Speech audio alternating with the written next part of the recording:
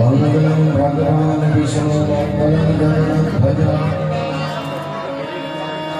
मंगलम पुंडरीकाक्ष मंगलायतनो हरिः ध्येयं सदा परिमवग्नभीष्टदोहम्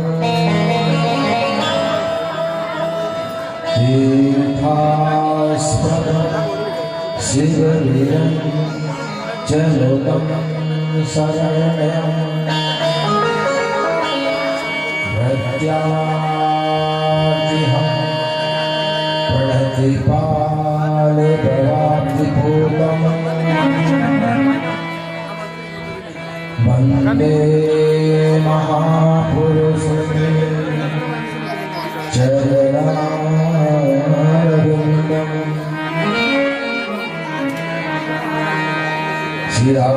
शिरासाध्यं साधनस्य राधा मंत्रो राधा मंत्रगात्री चरणा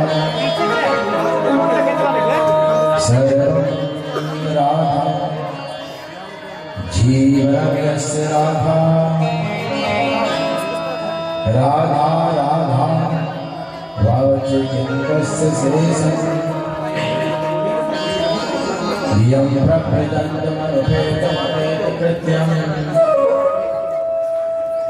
द्वैपायनो विरहकातर्या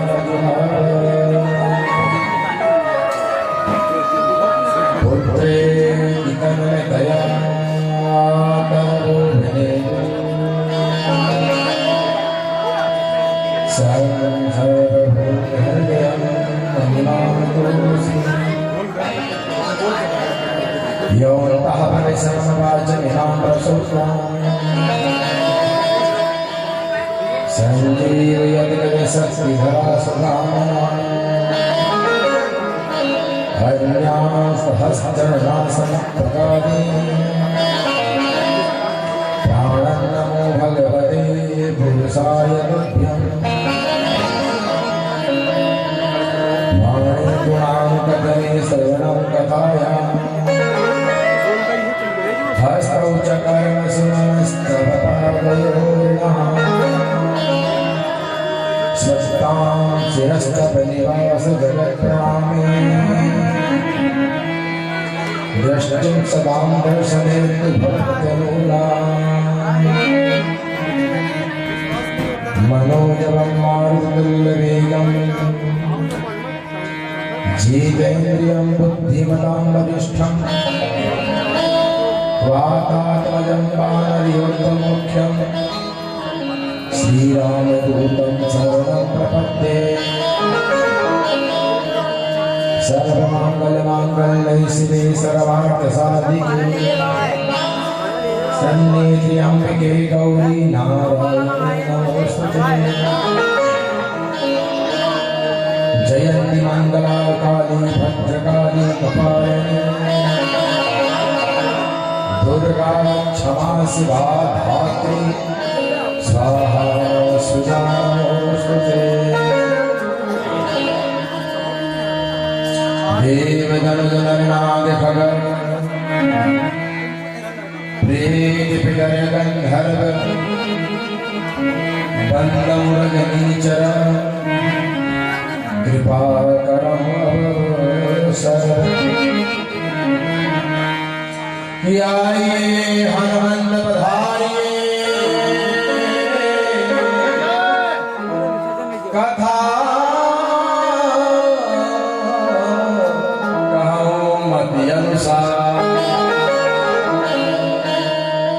भाव सहित आसन ग्रहण हरि पवन कुमार जय जय जय जय जय राधा जय जय नवल किशोर जय गोपी चित चोर प्रभु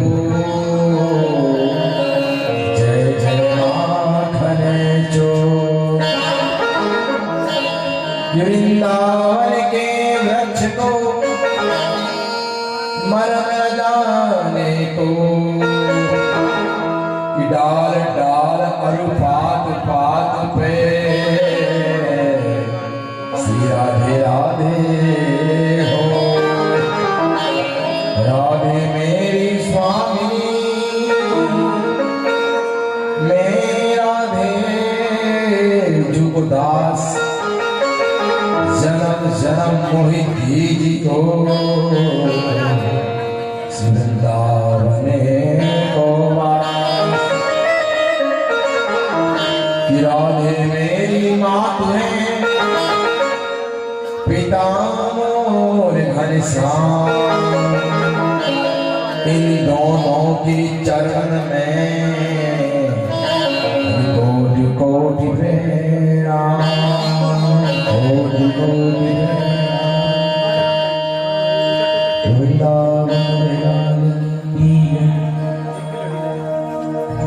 आइए मन वाणी को पवित्र करते हुए हम कथा में प्रवेश करें और आइए हम राधे नाम का सहारा लें कि बिना राधे की कृपा के जब तक उनकी कृपा की दृष्टि नहीं होगी तो श्याम की कथा भी हमें प्राप्त नहीं होगी।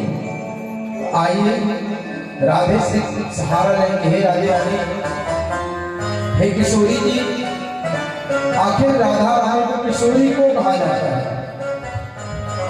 आखिर किशोरी जी क्यों कहते हैं? बरसाने वाली को किशोरी को कहा, राधा रानी को श्राप मिला है। बताएंगे आइए राधे रानी। हे किशोरी जी कुछ कृपा करें। और कैसे? किशोरी कुछ ऐसा इंतजार हो जाए हो जुबा पे राधा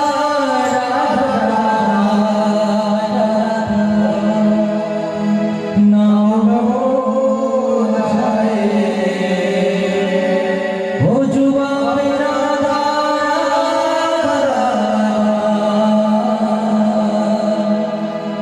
नाम हो जाए। किशोरी कुछ ऐसा इंतजाम हो जाए, कुछ ऐसा इंतजाम हो जाए हो जुबा पे राधा राधा नाम हो जाए जुबा पे राधा राधा नाम हो जाए। कुछ ऐसा इंतजाम हो जाए, कुछ ऐसा इंतजाम हो जाए।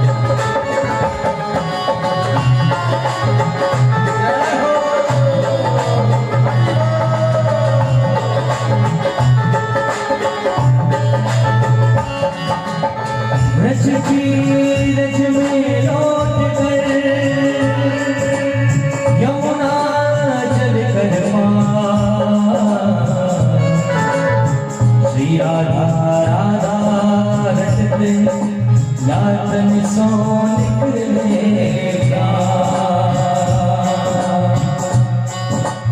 अरे तुम न सुनोगी तो मेरी कौन सुनेगा, तुम न सुनोगी तो मेरी कौन सुनेगा, अरे तुम न सुनोगी तो मेरी कौन सुनेगा, अरे तुम न सुनोगी तो मेरी कौन सुनेगा, अरे तुम न सुनोगी तो मेरी कौन सुनेगा, अरे तुम न सुनोगी तो मेरी कौन सुनेगा, अरे तुम न करोगी तो कहाँ कौन करेगा, अरे तुम न करोगी तो कहाँ कौन करेगा, कुछ ऐसा इंतजाम हो जाए, कुछ ऐसा इंतजाम हो जाए, जुबां पे राधा राधा नाम हो जाए, जुबां पे राधा राधा नाम हो जाए, कुछ ऐसा इंतजाम हो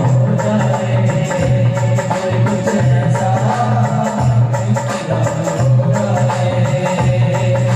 श्री राधे श्री राधे राधे श्री राधे श्री राधे श्री राधे श्री राधे, हम लोग तो महान गाना बोलेंगे जैसा, श्री राधे श्री राधे राधे श्री राधे श्री राधे श्री राधे राधे श्री राधे राधे राधे श्री राधे श्री राधे श्री राधे श्री राधे श्री राधे श्री राधे श्री राधे श्री राधे श्री राधे श्री राधे श्री राधे श्री राधे श्री राधे राधे श्री राधे श्री राधे श्री राधे राधे श्री राधे श्री राधे श्री राधे राधे श्री राधे श्री राधे राधे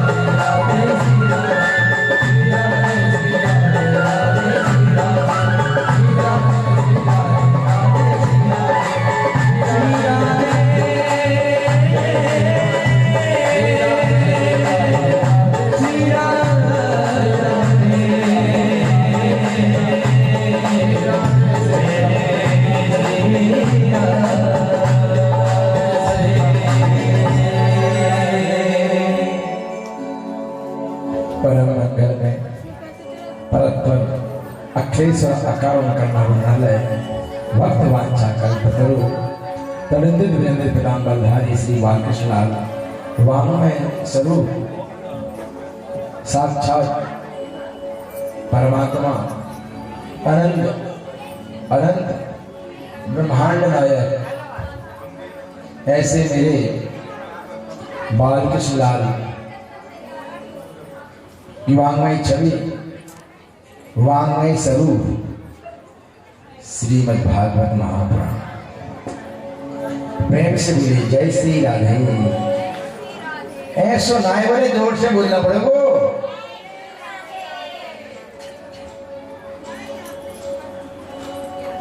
कल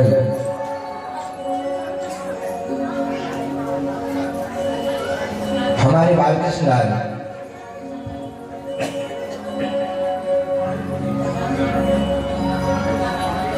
इंद्र के मान का मर्दन किया।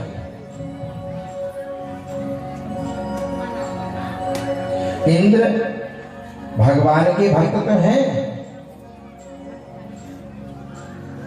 देवराज इंद्र हैं, सभी देवताओं के राजा देवराज इंद्र जब स्वर्ग के पद पे अधिकारित हैं, देवराज का पद उन्हें प्राप्त हुआ है। जब देवराज का पद उन्हें प्राप्त हुआ है तो साधारण तो होंगे नहीं कि साधारण होंगे वो, लेकिन मेरे गोविंद मेरे कन्हैया उस मान का मदन करना चाह रहे हैं। मेरे प्रभु जब किसी भक्त को अपनाते हैं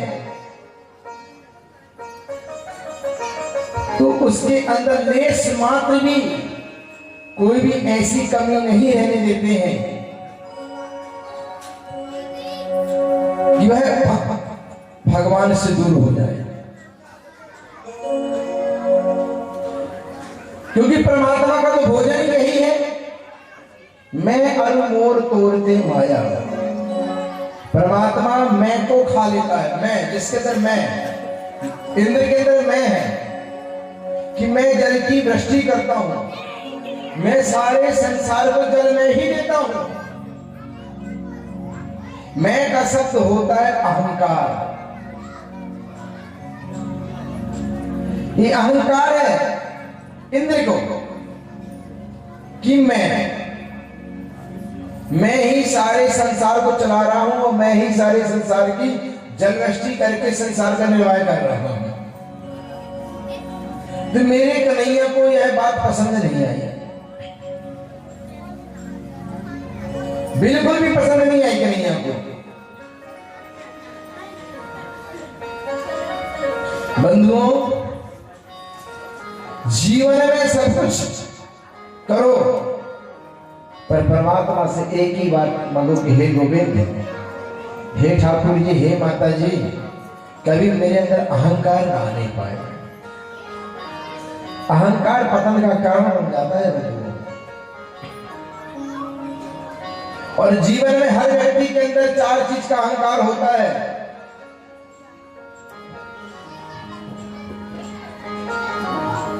एक व्यक्ति की 4 पत्नी थी।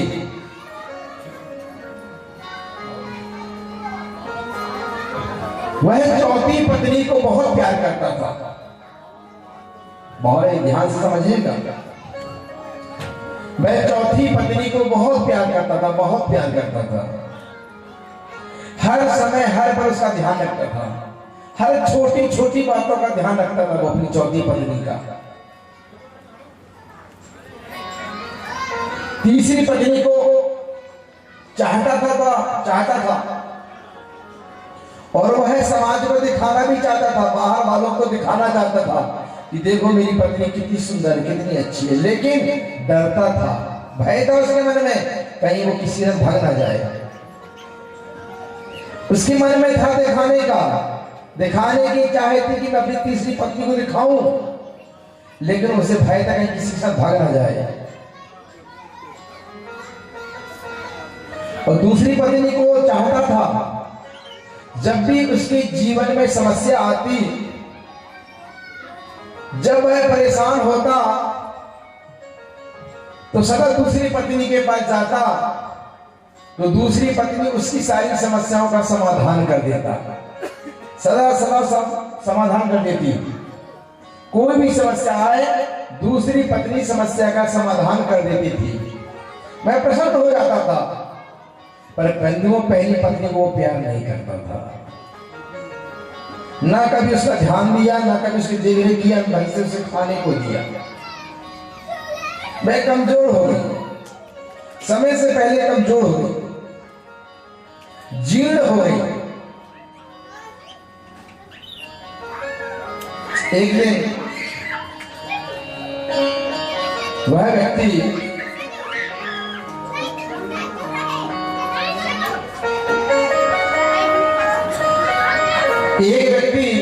वही व्यक्ति बूढ़ा हुआ और बीमार हो गया और मरने की कगार में आ गया। तो वह विचार करता है कि देखो मैं मरने वाला हूं, और जब मैं मरने वाला हूं तो मैं चाहता हूं कि कोई एक पत्नी मेरे साथ चले, तो कम से कम वो मेरे साथ तो रह सके, सहारा तो बन सके मेरे साथ, मैं कहीं भी जाऊं तो उसके मन में एक भाव था कि एक 4 में से एक पत्नी मेरे साथ चले तो कम से कम मेरा सहारा तो बन सकेगी, मैं अकेला तो महसूस नहीं करूंगा। तो वो अपनी चौथी पत्नी के पास गया और चौथी पत्नी से कहता, सुनो मैं मरने वाला हूं, तुम मेरे साथ चलोगी क्या? वह कहते बिल्कुल नहीं जाऊंगी आपके साथ, मैं नहीं जाऊंगी। तो उसका तो दिल ही बैठ गया। जिसे वे इंतहा मोहब्बत किया, वे इंतहा चाहा, वह कहती मैं तुम्हारे साथ कदापि नहीं जाऊंगी। तो तीसरी पत्नी से कहता सुनो तुम चलोगी?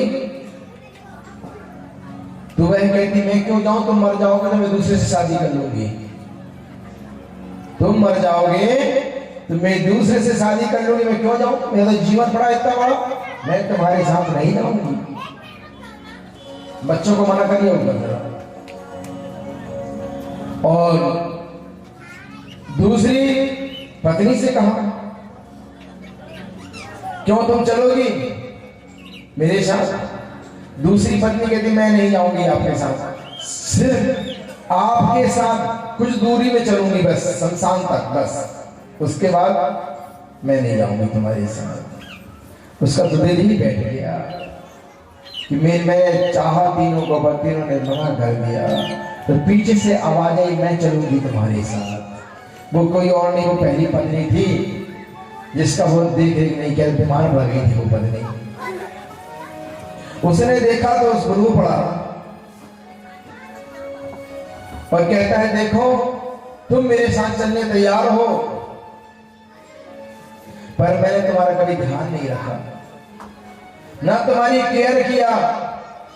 मैं तुम्हारा ध्यान रख सकता था, तुम्हें खिला पिला के हाथ चुप कर सकता था, लेकिन मैंने तुम्हारी परवाह नहीं किया। और जब मैंने तुम्हारी परवाह नहीं किया और तुम मेरे साथ चलने तैयार हो, बोली हाँ मैं तुम्हारे साथ चलने तैयार हूं। बंधुओं वो चार पत्नी कोई और नहीं, चार पत्नी में कौन है जानते हैं? चार पत्नी कौन है? चौथे नंबर की पत्नी हमारी शरीर है। चौथे नंबर की जो पत्नी हमारा शरीर, जब शरीर से मर जाओगे तो शरीर वहीं पार रह जाएगा। तीसरी पत्नी आपका धन वैभव, चाहे तो हो दिखाना, पर डर लगता कहीं लूट न के कोई ले ना जाए। यह है तीसरी पत्नी, धन वैभव का अभिमान, अहंकार। दिखाना चाहते हो खूब संसार को, हम इतने पैसे वाले हैं, पर डर है कहीं कोई चोरी न कर ले। दूसरी पत्नी हमारे सगे संबंधी, रिश्तेदार, परिवार के लोग हमें सिर्फ शमशान घाट पर जाके छोड़ के आ जाएंगे वापस। वह है दूसरी पत्नी। और पहली पत्नी हमारा आत्मा। उस आत्मचिंतन को हमने कभी किया ही नहीं, जिस आत्मा को जगाना था, जिस आत्मा को परमात्मा के पास लगाना था, उस आत्मा का कभी ध्यान ही नहीं दिया हमने। वो आत्मा खाली की खाली रह गई और साथ में जाएगा सिर्फ आत्मा। वह आपका साथ कभी नहीं छोड़ेगी, वह आत्मा है।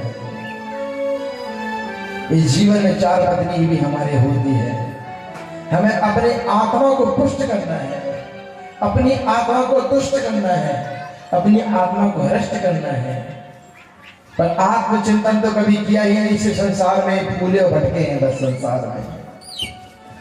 इस जीवन में चार पत्नियों में से पहली जो पत्नी है, उस पत्नी को व्यक्ति को सदा ध्यान देना चाहिए। अगर आत्म तो बल हमारा प्रबल हो जाएगा तो भगवान की प्राप्ति हमें बहुत जल्दी प्राप्त हो जाएगी, बहुत जल्द प्राप्त हो जाएगा। यही है जीवन बंधुओं। उस परमात्मा को पाने के लिए हमें आत्मा को शुद्ध करना अति आवश्यक है। आत्मा जितनी पवित्र होगी उतनी परमात्मा को प्यारी होगी। एक बात बताना मुझे जरा, परमात्मा को कौन सा फूल पसंद है? परमात्मा को कौन सा फूल पसंद होता है, ताजा या बासा?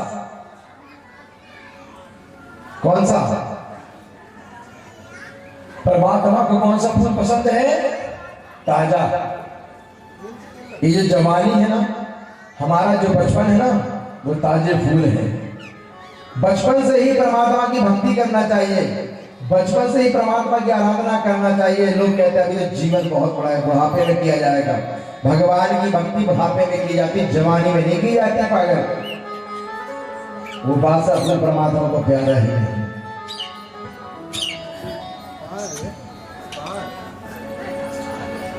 परमात्मा को ताजा होना चाहिए। वो जीवन किस काम का जो आखिरी का जीवन रहेगा।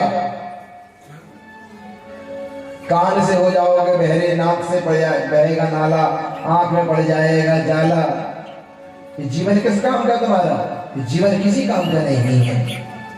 परमात्मा को ताजे फूल, जब भी आप घर से निकलो बंधु तो पहले भगवान से जरूर मिल के आया करो। कभी ऐसा करते हो? नहीं करते। कितने लोग करते हैं भगवान से मिल के आते हैं? बताओ। अच्छा, घर से जब भी निकलो तो पहले परमात्मा के पास जाओ, हे प्रभु हम जा रहे हैं और आप भी हमारे साथ चलिए।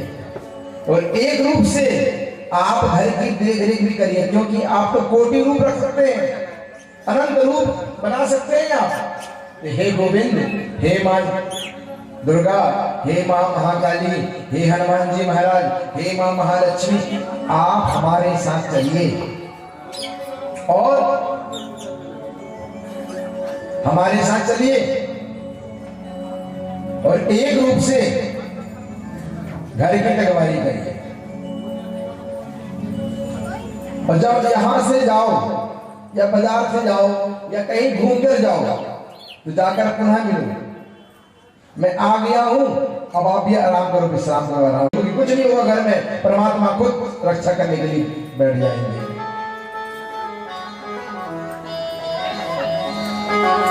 और व्यक्ति आए तो मिल करके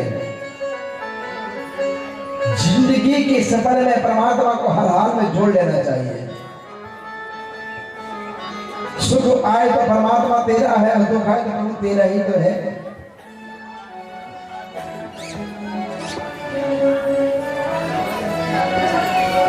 हम संसार के उसमें भूले रहते हैं बस, पर परमात्मा को भूल जाते हैं।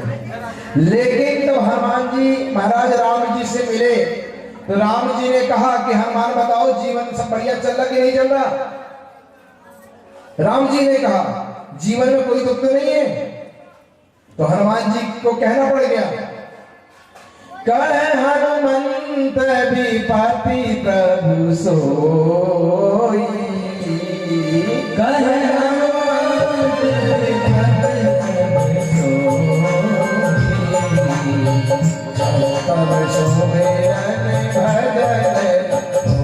प्रभु सोई, तब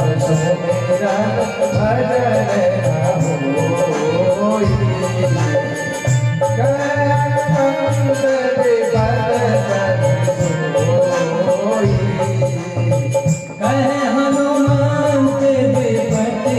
भजन होई, तब सुमिरन भजन होई।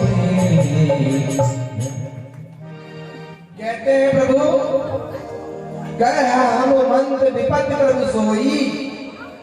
हे प्रभु विपत्ति है हमारे जीवन में कब?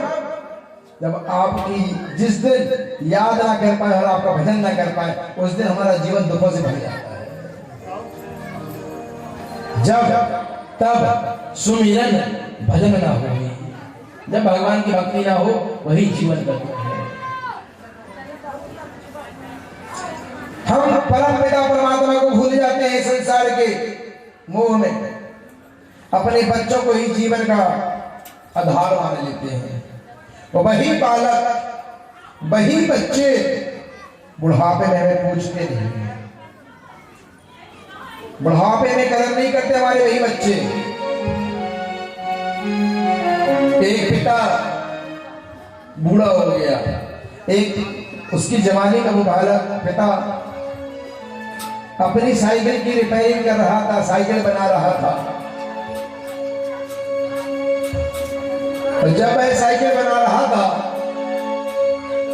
तो छोटा सा बालक 2 साल 3 साल का बच्चा बैठा हुआ था पास में,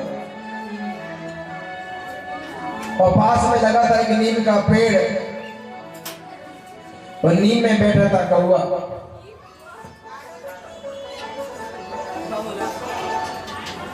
वह बालक अपने पिता से कहता है, पिताजी ये क्या है? पिता ने कहा कौवा। फिर पिता काम में लग गया। फिर बालक कहते पिताजी ये क्या है?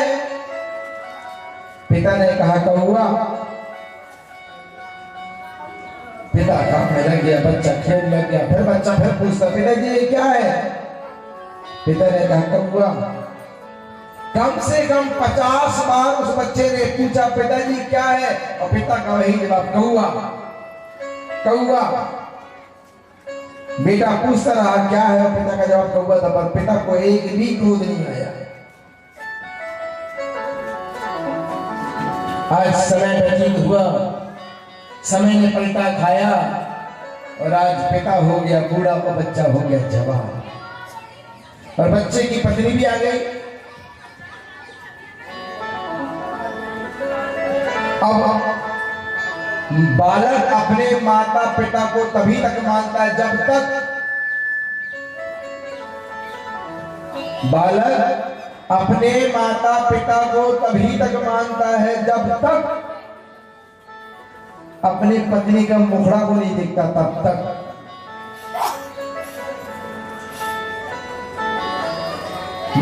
मां नहीं मात पिता तबलो, अबला नन देख ही नहीं जबलो। मां नहीं मात पिता तबलो, अबला नन देख नहीं जबलो। बाबा तुलसीदास जी रामायण में लिखे बड़ी सुंदर जबाई कि मां नहीं मात पिता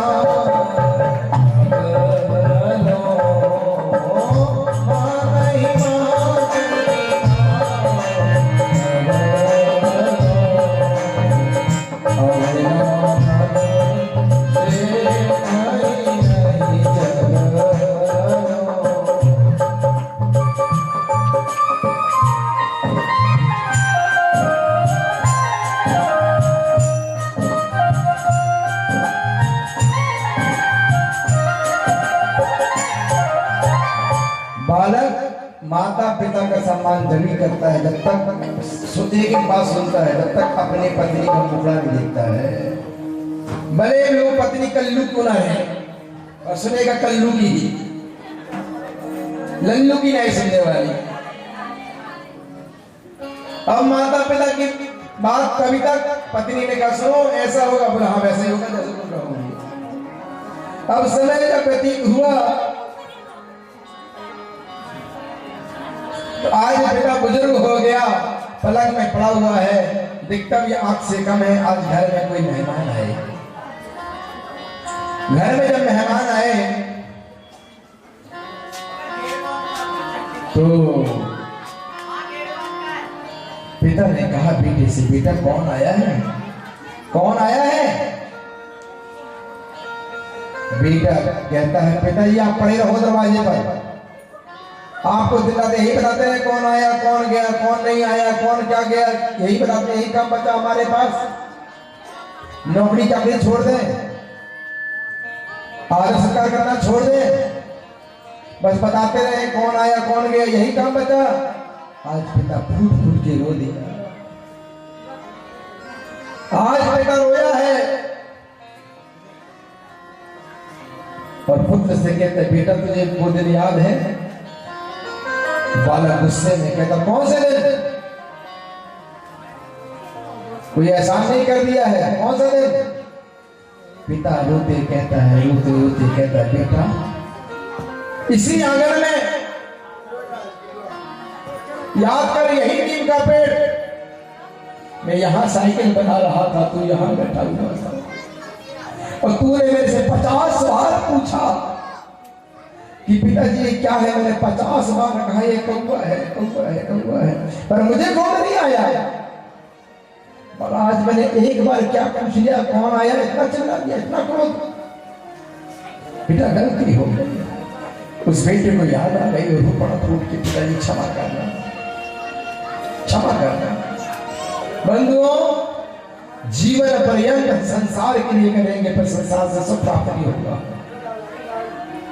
कितना प्रयत्न कर लें, संसार से सुख प्राप्त नहीं होने वाला। सुख तो मिलेगा सिर्फ परमात्मा के चरणों में मिलेगा बस। और जिस प्रकार मेरे श्याम सुंदर भक्तों की पुकार सुनते यमुना मां दुखी हैं। कालिया नाग जब आ गया है ना, जिस दिन से यमुना विषाक्त हो गई थी और भगवान ने कालिया नाग का मर्दन किया। यमुना विषाक्त क्यों हुई? कालिया नाग के कारण। गंदगी जो फैलाए वही तो कालिया नाग है। गंदगी जो फैलाए वही कालिया नाग है। हम सब नर्मदा मां को गंदी कर रहे हैं, हम भी तो कालिया नाग से कम है क्या? बताओ। अच्छा, नर्मदा स्नान करने कौन कौन जाता है? सब जाते हो ना? दीपदान कौन कौन करता है नर्मदा जी? बताओ। अच्छा, दीपदान कौन करता है? सब करते हैं ना? दीपदान का बहुत बड़ा फल मिलता है। सही बात है क्या? मुझे तो नहीं पता, बोलना पड़ेगा। राधे राधे। नर्मदा जी में दीपदान का फल मिलता है। दीपदान कैसे करते हैं आप लोग बताओ जरा मुझे, बताओ विश्वकर्मा मैया। और फिर जल में बहा देती हो, आटे को लेकर के दोने में रख करके फूल रख करके जो वहां पे देते हैं, और वही नर्मदा को लेकर के दीप गाए और घुमाए। हे नर्मदा मैया, घर में सुख शांति बनी रहे, धन धर्मों की कोई कमी न रहे, मैं पति का अकल सुहाग बना रहे, हमारा खूब पैसा हो, बहू के संतान हो जाए, लड़का की नौकरी लग जाए, तो ये लग जाए, वो लग जाए, सब कुछ हो जाए। बहू बहुत लड़ती है तो बहू का मुंह शांत हो जाए बिल्कुल, और बहू जाएगी तो हमारी सास का मुंह बंद हो जाए। बोलना पड़ेगा राधे राधे। और गए और दीप को बहा दिया, दीप को बहा दिया। वही दीप थोड़ा दूर जाकर के पलट जाता है, तो जो घी की बत्ती है उस जल में गिर जाती है, मछली खाती है, मछली मर जाती है। नर्मदा गंदी हो गई अलग, फूल फेंक दिया अलग, दोना फेंक दिया अलग, आटे को जो खा भी गई मछली, और पत्ती भी खाई और मछली मर गई। मछली ही जल को स्वच्छ रखती है। जो जल के कीड़े होते हैं वो मछली खाती है, उनको जल स्वच्छ रहता है, और हम मछलियों को मार देते हैं, जल को अलग गंदा कर दिया। विदेशी हम मां नर्मदा को मां मानते हैं, गंगा को मां मानते हैं, यमुना को मां मानते हैं, सरयू को मां मानते हैं, नर्मदा को मां मानते हैं, लेकिन विदेशी से नदी मानते हैं। नदी, विदेश की नदी देख लोगे, अपना चेहरा एक पत्थर फेंक दो, एक का सिक्का फेंक दो, साफ साफ दिखेगा। और नर्मदा जी के पास जाने दो, घाट के नीचे का दिखता है। इतना गंदा हो कर दिया, क्यों करने वाले हम? तो दीपदान करने का तरीका ही नहीं मालूम है। स्कंद पुराण में दिया हुआ है, ब्रह्म वैवर्त पुराण में दिया हुआ है, नर्मदा पुराण में दिया हुआ है। बैसाख में हमारा नर्मदा पुराण होने वाला है, तिलवाड़ा में।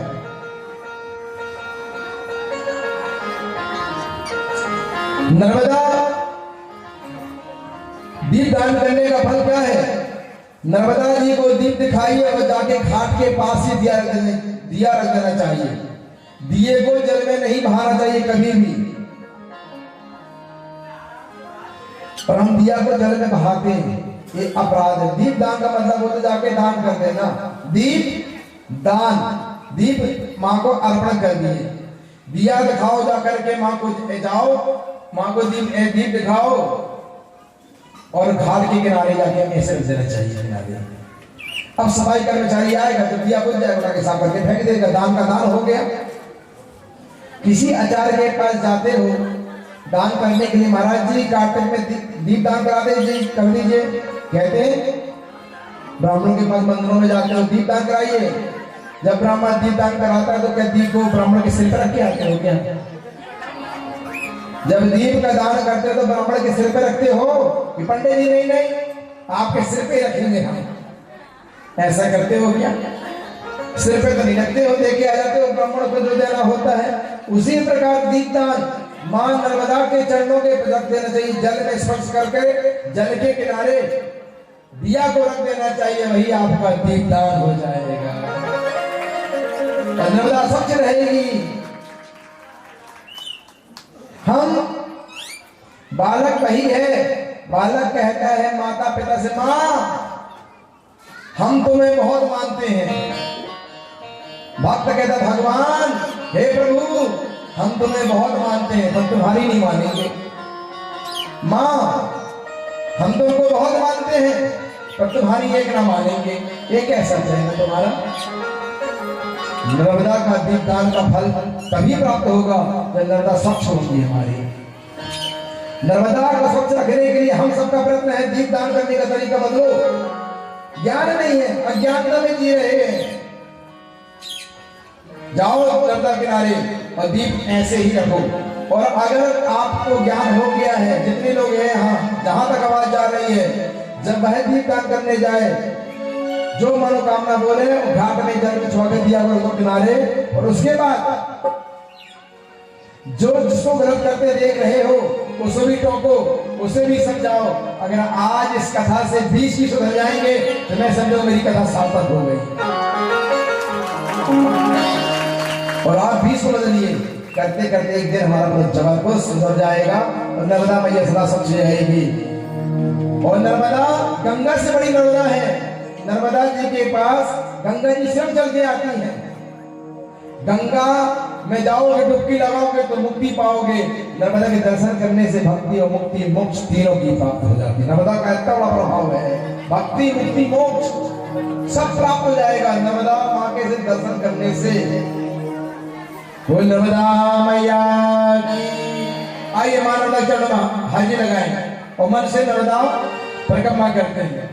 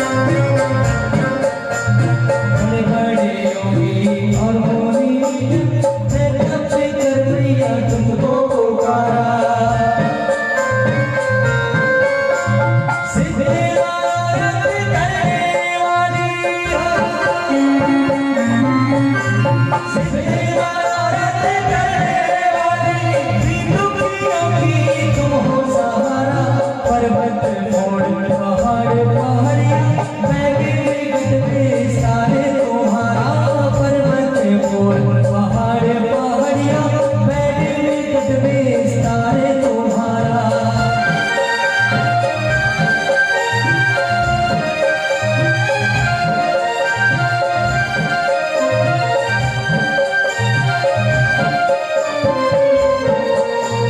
कोई कहे तुम्हें मैं कलकत्ता, कोई रेवा फेंके पुकारा। कोई कहे तुम्हें मैं कलकत्ता, कोई रेवा फेंके पुकारा। कोई कहे तुम सिर की सुता, कोई कहे तुम सिर की सुता, अद्भुत मैया रूप तुम्हारा। रुक बसत है घाटों में आके, पापों से दे तू छुटकारा। रुक बसत है घाटों में आके, पापों से दे तू छुटकारा।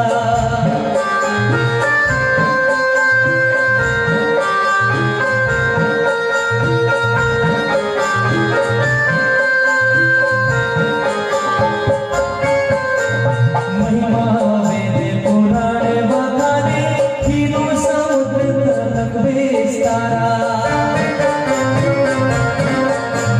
महिमा वेद पुराण बखाने, तीनों समुद्र तलक विस्तारा। तेरा दर है तट तेरे नरना, तेरा दर है तट तेरे नरना। दर्शन से भक्तों कष्ट निवारा। तीनों जन्म मिले तेरे जल में, आश्रय देना जल का किनारा। जीवो रे जंतु बने तेरे जल में, आश्रय देना जल का किनारा।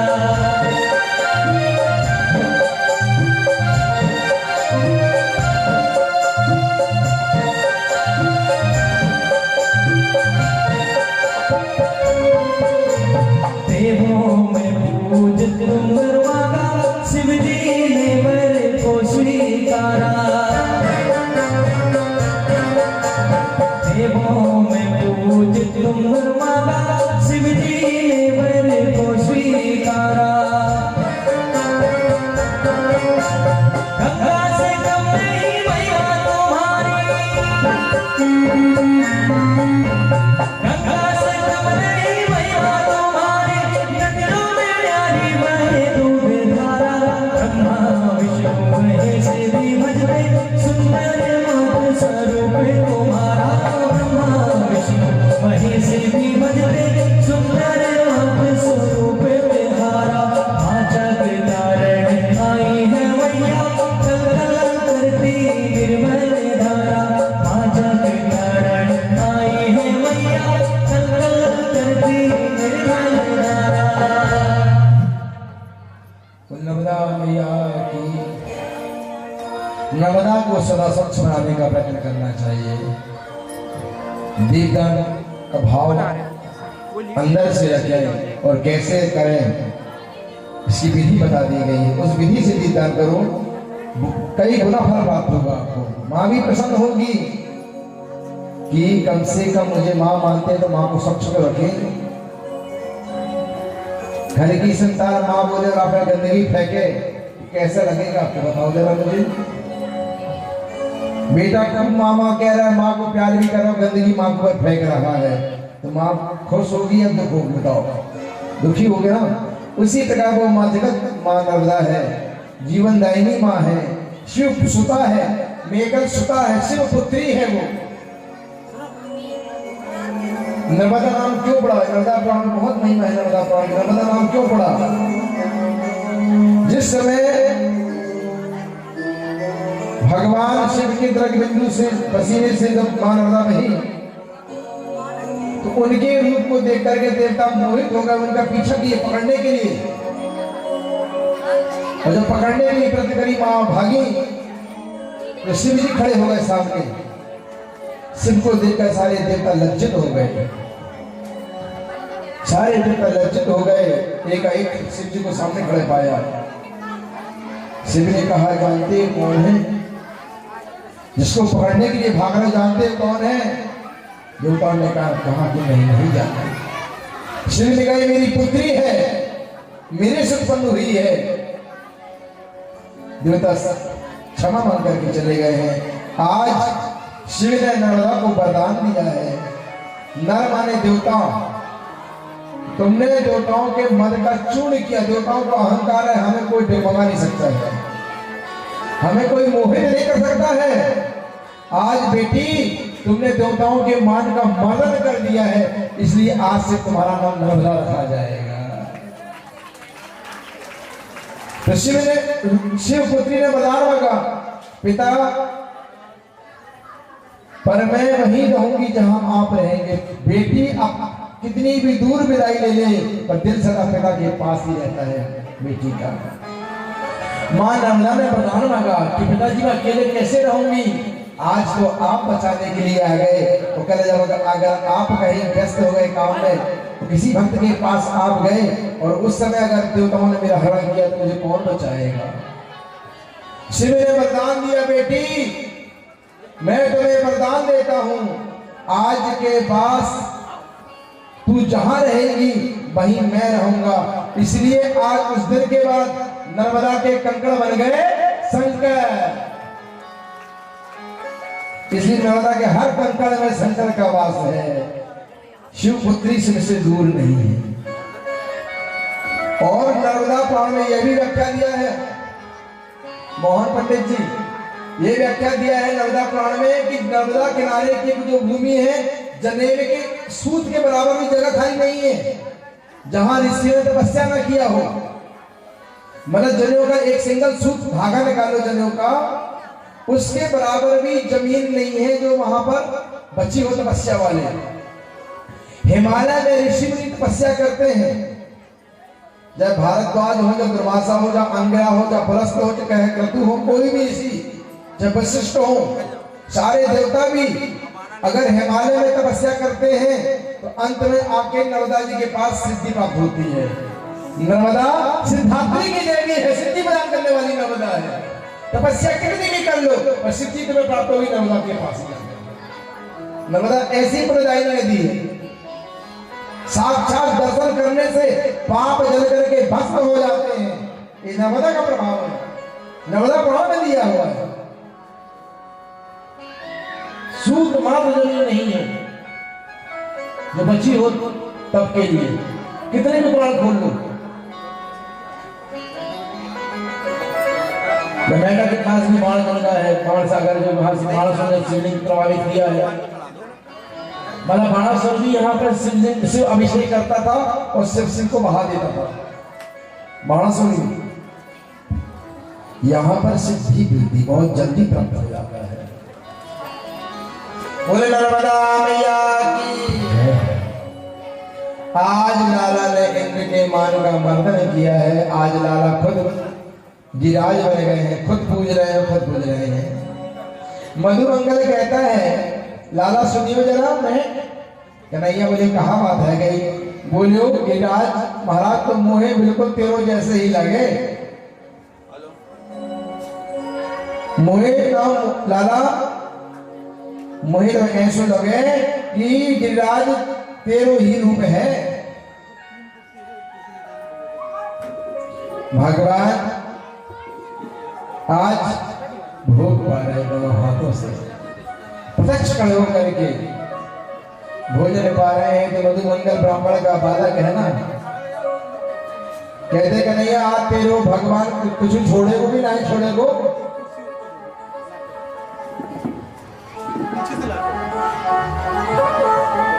मधुमंगल बोलता है कन्हैया मुझे ऐसा लगे तेरो गिरिराज महाराज बहुत दिन को भूखो देखे। अरे धीरे धीरे पाए ले, अगर पाना भी तो धीरे धीरे पाए।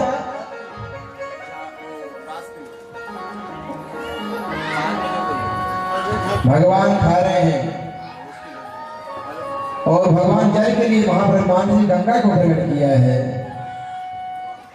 आप ही पूजे और आप ही पुजवाए हैं। आज यहाँ इंद्र को नारद द्वारा पता चला है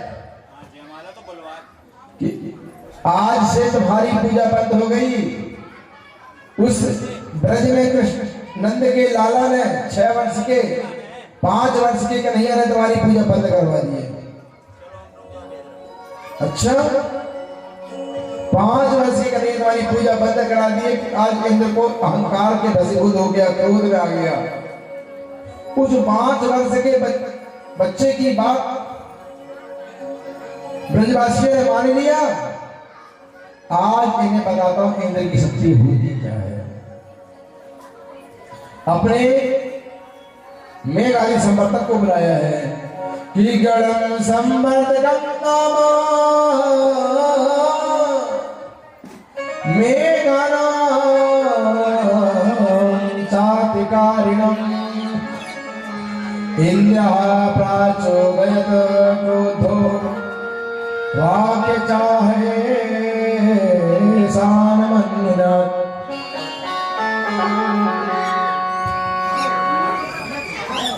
पहुंच गए हैं सब। ऐसा आंधी तूफान चला, ऐसा आंधी तूफान चला, सारे ब्रज में हाहाकार मच गया। सब भागे कृष्ण के पास। कृष्ण तुमने अच्छा नहीं किया कन्हैया, तुमने इंद्र की पूजा को बंद करवा दिया ना। आज देखो सब प्रणाम कितना है। आज ब्रज जगता बच नहीं पाएगा। ब्रज में आज सब डूब जाएगा, सब तहस हो जाएगा। जिस प्रकार केदारनाथ में जल की वृष्टि हुई थी उसी प्रकार आज ब्रज में होने लगी वृष्टि। बड़े बड़े बूंदों से जल की वृष्टि हो गई। अब सब गए हैं। कन्हैया ने कहा देखो भैया, जिन्होंने तुम्हारे भोजन 56 भोग को पाया है उन्हीं के शरण में जाओ। जिसने खाया वही बजाएगा। ना हमने खाया ना हम बजाएंगे। खाया कौन? गिरिराज। उन्हीं के पास जाओ, वही बचाएंगे। सारे ग्वालवाल पहुंच गए और सब पहुंच गए हैं। आज गिरिराज के पास पहुंचे हैं। तो जब यह लीला हुई है, कहते हैं 7 साल के थे कन्हैया, 7 वर्ष के थे। जिस समय गिरिराज ढंग लीला किया 7 वर्ष के थे भगवान। 7 साल के कन्हैया सबको लेके पहुंच गए और गिरिराज से प्रार्थना किया कि हे गिरिराज, हम सब तेरी शरण में हैं, हमारी रक्षा कर। मूसलाधार वर्षा हो रही है और सभी ने प्रार्थना किया है। तो भगवान कृष्ण ने आंख बंद किया तो बलमंगल कहता चोरे नंद के लाला, आंख काहे बात की बंद कियो? काहे बात की आंख बंद कियो? कन्हैया कहते हैं ध्यान कर रहा हूं। तो ध्यान में आंख गिराई। भगवान कहते हैं कि मुझे उठा लो, सभी ब्रजवासी मेरे छांव में आ जाओ।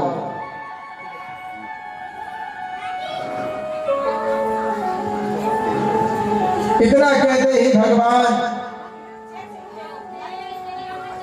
बाएं हाथ की कनिष्ठा उंगली को बढ़ाया और एक पल में ही गिरिराज को अपने बाएं नख में धारण कर लिया है। बोले गिरिराज भगवान की जय। अपनी छिगली में भगवान ने धारण कर लिया है गिरिराज को।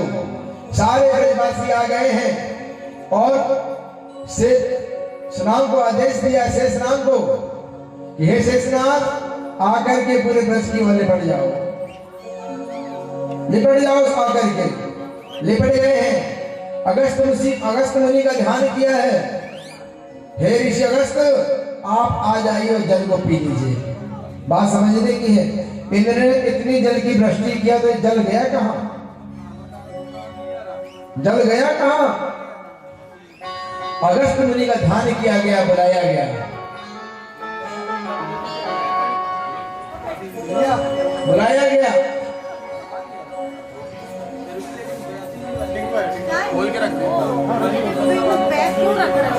अगस्त मुनि आए हैं और एक तरफ से जल पी रहे हैं।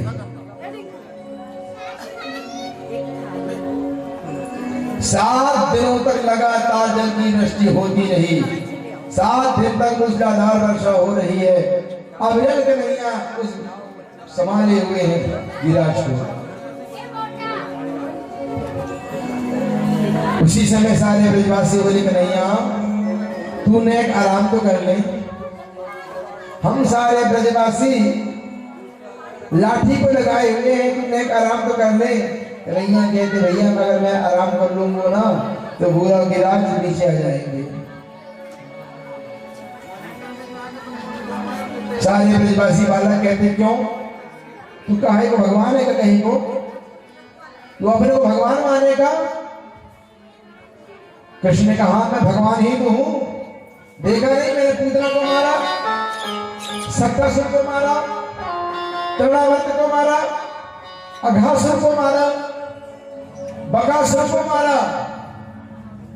तो ब्रजवासी कहते हैं अरे दानी के हट, तूने मारो तो बड़े काम करे, हमने तो मरी मराई में 4 लाठी हमने भी तो मारी है मरी मराई में, एक पे है कौन सा बड़ा काम कर लियो।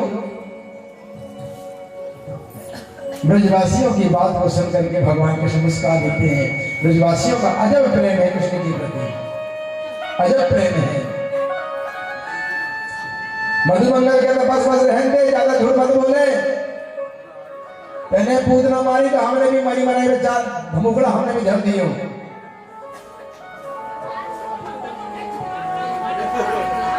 और तू ठहर जा, तू हमारे बीच में भगवान बने। जब कबड्डी और कुश्ती होती है तो तुझे पता ना है हम तेरे को कैसे कर देते हैं, अपने को भगवान कहता भगवान तू भगवान ना है। कन्हैया बोले तो ठीक है एक काम करो मैं उंगली हटाऊं, बोले हाँ हटा ले। और भगवान ने जरा सा ढीली उंगली किया, जैसी उंगली ढीली किया सारे ब्रजवासियों की लाठी चल चल चल चल कन्हैया कन्हैया समान समान समान समान समान, सभी की लाठियां टूट गई। सारे ब्रजवासी कहते हैं कि थोड़ी सी कन्हैया ने उंगली ढीली किया, सारी लाठियां टूट गई। आखिर गिरिराज को धारण किया किसने, हम तो यही भरोसे में थे कि हमने गिरिराज को धारण करके रखा है। ब्रजवासी कहते भैया अच्छा एक काम करो, एक एक करके सारे लोग अपनी अपनी लाठियों को अलग करो। एक एक करके सारे ब्रजवासियों ने लाठियों को अलग कर लिया है, सभी ने हाथ को अलग किया है। देखा तो कन्हैया अकेले बाई उंगली में गिरिराज को धारण किए खड़े हैं। सभी लोग ब्रजवासी हाथ जोड़े खड़े हो गए, कन्हैया तू साक्षात भगवान लगे वो हमें, तू साक्षात भगवान है। इतना विशाल पर्वत गिरिराज तूने नख में धारण कर लियो, तू भगवान है, तू भगवान है। कन्हैया बोलते भैया काहे का भगवान हो, किस बात का भगवान। सभी ब्रजवासी नंद बाबा से नंद बाबा तेरे घर तो साक्षात नारायण का अवतार है गयो। नंद बाबा कहता भगवान नहीं, ये मेरे भजन का प्रभाव है, मैं जो श्रीमन नारायण का जाप करता हूं उसी का प्रभाव है। गर्गाचार्य ने कहा था कि तुम्हारे यहाँ साक्षात भगवान का अंश अवतार लेगा। आज तो मुझको यही समझ में आए भगवान का अवतार साक्षात हमारे यहाँ जन्म ले चुका है। सभी हाथ जोड़े खड़े हैं। कन्हैया कहते भैया सुनो, हाथ ना जोड़ो, सवाल को मालूम है कि ना मालूम, ये क्या बात है। बोले आज जो गिरिराज में धारण किया हुए राधा रानी की कृपा से, इसमें राधा रानी के सहारा कौन सा, आप समझ के सहारा से ही मैंने गिरिराज को धारण कर लियो। सब ब्रजवासी टुकुर टुकुर कन्हैया को देख रहे हैं। कन्हैया हमने कहा कर दियो। आज कन्हैया कह रहे हैं कि कछो माखन को बल बड़ो, कछु गोपन करी सहाय, कछु माखन बड़ो, कछु गोपन करी सहाय। श्री श्री राधा जी की कृपा सो मैंने गिरवर लियो उठाए, श्री राधे जी की कृपा सो मैंने गिरवर लियो उठाए। कछु तो माखन को भर बड़े ये यशोदा मैया जो माखन ताजो ताजो खिलाए ना, एक तो उसका बल और कुछ गोपों का सहारा। तो भैया कहा बात कि हमने सहारा दियो, कहा कियो? अरे ब्रजवासियों तुम्हें पतो ना है, जो सब ब्रजवासी टुकुर टुकुर टुकुर टुकुर जो मुझको नहा रहे थे ना, मुंह को देख रहे थे ना, तो आप सबन की शक्तियों को मैंने धारण कर लिया, दे दियो। ब्राह्मण बालक मधुमंगल बेटा हट तारीख के, तभी तो समझे आजकल कमजोरी शरीर में क्यों आ रही है, कमजोरी समझ में आ रही है आजकल। अरे नंद के लाला अभी तक तो माखन चुरावे, चीर चुरावे, अब बलों को चुराने लगे, बल भी चोरी करने लगे। तभी तो 2-4 दिनों से मैं तुमसे हार क्यों रहा हूं, अब मुझे समझ में आया इसलिए हार रहा हूं कि तुम मेरे बल को चुरा रहे हो। ब्रजवासियों का भाव है 7 दिनों तक जल की दृष्टि होती रही लगातार, लेकिन आज 7 दिनों तक जब इंद्र के पास जल की पूरी टंकी खत्म, 7 दिनों के बाद जाकर जब इंद्र ने देखा तो क्या देखा कि वहां में धूल उड़ रही ब्रज में। सारा जल गया कहां, सारा जल गया कहां? आज सारे जल को अगस्त मुनि पी गए हैं। जिस समय रावण को मार करके आए हैं,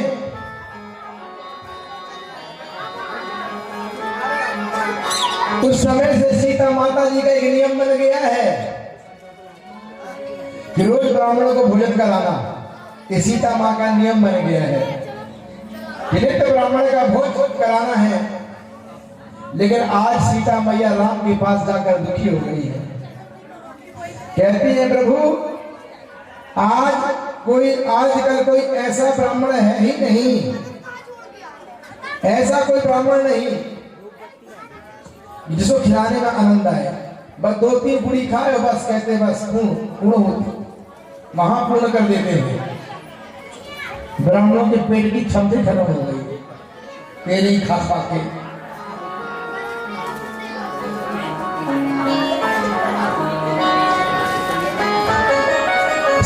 आनंद नहीं आ रहा भोजन कराने में ब्राह्मणों को। बनाती बहुत सारा 56 भोग बनाती और 2-4 भोग खाते हैं, बाकी छोड़ देते हैं।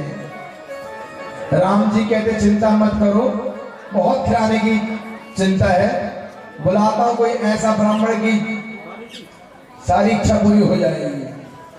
आज भगवान ध्यान में पहुंच गए अगस्त मुनि के, और आह्वान कर दिया प्रभु आइए आज आपके निमंत्रण है हमारे अयोध्या में। पहुंच गए अगस्त ऋषि जी, अब सीता मैया खिलाने के लिए बैठे, आइए प्रभु भोग लगाइए। बैठी और थाल सजा करके लाई, कटोरियों में सब्जी दही रायता घी थोड़ा थोड़ा। अगस्त मुनि बैठे, पतले दुबले अगस्त मुनि। सीता मैया विचार करती हैं, एक पतला सा बूढ़ा ब्राह्मण हमारे यहाँ आया, 2 पूरी से ज्यादा खाएगा नहीं। अब ब्राह्मण से बोल भैया जैसे तो रहे नहीं होंगे हट्टे कट्टे, फिर 10 पीस खा जाए छोटे से पतले से, 2-3 पूरी में काम हो जाएगा। कटोरी में मिला के हरा 4 पूरी रखा बढ़िया। तो अगस्त ऋषि कहते देवी ये बताओ, अगर खिलाना ही है अच्छे से खिलाओ। बोले महाराज भोग तो लगाओ। बोले इसको कान में डालू कि नाक में डालू? कहाँ डालू? सब्जी खीर वही, कहाँ नाक में डालू कि कान में डालू? कहाँ डालू? बोले महाराज आप खाओ तो शुरू करो। देवी हम ऐसे महात्मा हैं जो एक तो खाते नहीं हैं, हजारों साल खाते नहीं है, जब खाते तो बड़ी अजीब हल्की खाते हैं। बोले महाराज अभी आपको पता नहीं अन्नपूर्णा के यहाँ भोजन करने बैठे, कोई कमी नहीं, खाओ। अब अगस्त ऋषि खाना और सीता मैया परोसना शुरू कर रही हैं। 15 मिनट, आधा घंटा हो गए, 1 घंटा हो गए, 2 घंटा हो गए, 3 घंटा हो गए, 4 घंटा हो गए, अमृत भोजन चल रहा है। सीता माता परेशान, बुला ली गणेश जी को, गणेश जी आओ पूरी सेको आओ। रिद्धि सिद्धि पूरी बेलने में आ गए, गणेश जी पूरी छानने में लगे हैं, सीता मैया परोसने में लगी हुई है। 24 घंटा हो गया, अमृत भोजन चल रहा अगस्त ऋषि का, सीता मैया परोसे जा रही है। 8 सिद्धियों को बुला लिया, 9 निधियों को बुला लिया, सब पूरी बेलो, सब्जी बनाओ, रायता बनाओ, खीर बनाओ, बनाने लगे सब। लगातार 4 दिन हो गया भोजन चलते चलते, सीता मैया परेशान, परोसते परोसते। 5 दिन लगातार सीता मैया बोले महाराज, सीता मैया चिंता में आ गई, टेंशन में आ गई। गणेश जी भी पानी पानी, पसीना पसीना, थोड़ी से सकते। 4 दिन से लगातार भोजन चल रहा, अविरल 24 घंटा भोजन, 24 घंटे भोजन चल रहा अगस्त ऋषि का। सीता मैया बोलती है, अगस्त ऋषि महाराज हमने सुना है कि जब भोजन आधा हो तो व्यक्ति पानी भी पीना पड़ता, तब तो भोजन बचेगा। बोले देवी अभी आधा, अभी तो कब शुरू हुआ है, अभी तो आधा हुआ ही नहीं। सीता मैया तो घबरा गई, 4 दिन वगैरह शुरू हुआ है, अभी आधा हुआ नहीं। राम जी के पास पहुंची, प्रभु एक ऐसा भूखा ब्राह्मण बुला लिए, 4 दिन हो गया। राम जी ने कहा, देवी तुम्हारी आस्था में पूर्ति करने के लिए बुलाया, तुम्हारी आस्था नहीं हो रही थी। बोले ऐसी आस्था कि कमरी तोड़ दे, ऐसी आस्था की कि दोबारा खाने की इच्छा खत्म हो जाए। बोले महाराज और लाज रखो, आप ही के हाथ है। और अगस्त ऋषि आंखों में इशारा कर दिया राम ने, प्रभु चलने दे। अब 7 दिन से लगातार जब भोजन चला तो भगवान ने इशारा कर दिया, अब रहने दो, ये तो परेशान हो जाएंगी, सीता मैया अन्नपूर्णा भी भाग जाएंगी छोड़ छाड़ के यहाँ से, और अयोध्या की बदनामी होगी अलग कि ब्राह्मण का भोजन ढंग से नहीं करा पाए। बोले महाराज रहने दो। अब अगस्त ने डकार लिया और कहते देवी अब पानी पिलाओ। बोले देवी पानी पिलाओ। सीता माई कहती महाराज पानी यहाँ नहीं है। जब भोजन व्यक्ति ऐसा करे तो पानी कितना पिएगा।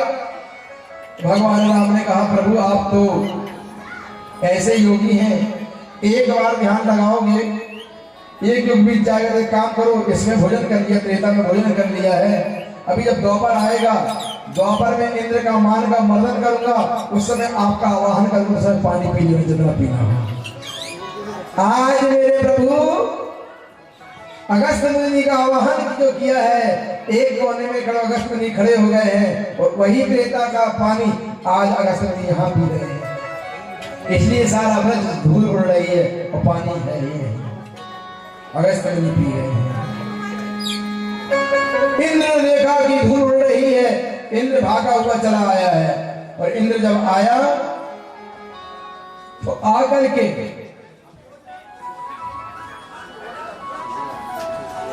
भगवान आज हस्तिनापुर दिल्ली से इंद्र दंडवत करते हुए आया है, साष्टांग प्रणाम करते हुए आया है।